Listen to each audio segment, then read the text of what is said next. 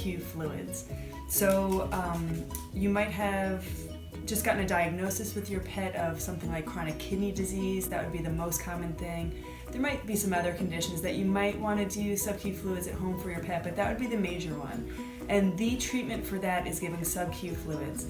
What that does is it diureses the kidneys, so it flushes the kidneys out and keeps the blood pressure up and keeps your pet healthy during the duration. Once the kidneys are damaged, they don't regenerate, so the damage is there, but your pet can have a healthy, happy life just if you can continue fluids. So it seems like a really scary thing. Some people just decide, I'm not going to do it, it's too much for me.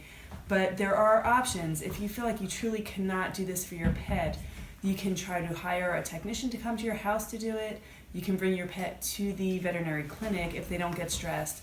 But you also have to weigh the options. If this treatment is stressing your pet out too much and making them sicker and more stressed out, then it may not be an option.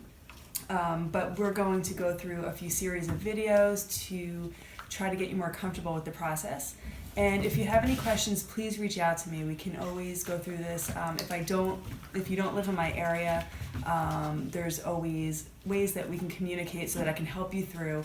I've helped many, many people through this process where they learn how to do it themselves when they never thought they could.